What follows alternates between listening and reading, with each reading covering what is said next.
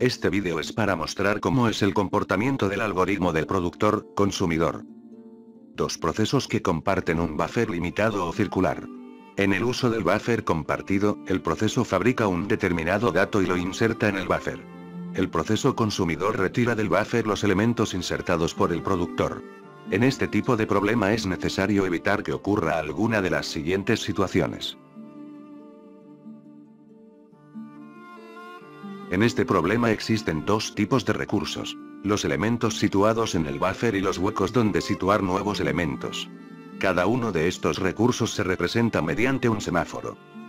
Cuando un proceso ligero necesita un recurso de cierto tipo, decrementa el semáforo correspondiente mediante una operación wait. Cuando el proceso libera el recurso, se incrementa el semáforo adecuado mediante la operación signal. Los semáforos utilizados para representar estos recursos se denominan huecos y elementos. Los valores iniciales de estos dos semáforos coincidirán en el número de recursos que estén disponibles. Para este ejemplo definiremos el tamaño máximo del buffer de 8 huecos.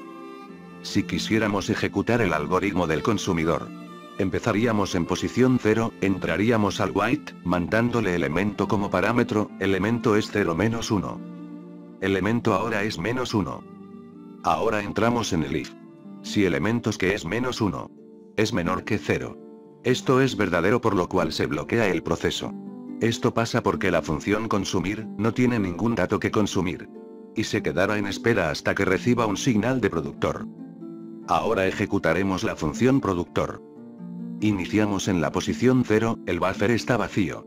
Tengo menos 1 elementos del wait del consumidor y 8 huecos disponibles. Iniciamos el productor en la posición 0. Entramos en el ciclo for. Producimos un dato y llamamos la función wait con el parámetro huecos. Wait recibe un 8. Hacemos la operación de disminución. Ahora huecos es 7. Preguntamos si los huecos son menores que 0. Como es falso, no hacemos nada y el proceso sigue desbloqueado. Continuamos con el algoritmo. Metemos en la posición 0 el dato creado.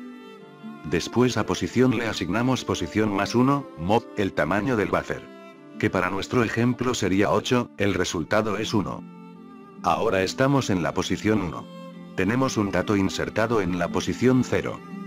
Llamamos la función signal con el parámetro elemento. El número de elementos es menos 1. Signal incrementa los elementos en 1. Ahora los elementos son 0. Y el de huecos es 7. Ahora podemos sacar un elemento con consumidor. Estamos en la posición 0. Preguntamos. 0 es menor que 0. Como es falso, se desbloquea el proceso wait, que teníamos bloqueado anteriormente. Por lo que podemos continuar con el algoritmo del consumidor. El dato es igual a lo que tenga el buffer en la posición 0. Ahora la posición es igual a la posición actual más 1. Mod. El tamaño del buffer. Eso nos da 1. Ahora posición de consumidor es 1. Se llama la función signal con huecos como parámetros. Huecos vale 7. Le incrementamos 1. Ahora huecos vale 8. Se consume el dato. Ahora vamos a producir otro dato. El valor de posición es 1, entramos a la función wait. Con huecos como parámetros. Huecos tiene el valor de 8.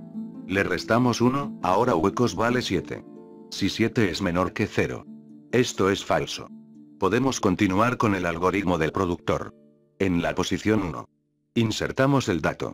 Ahora la posición es posición más 1. Mod 8. Ahora posición vale 2. Hacemos un signal con elementos que vale menos 1. Signal incrementa elementos en 1. Ahora elementos es 0. Ahora insertaremos 3 datos más.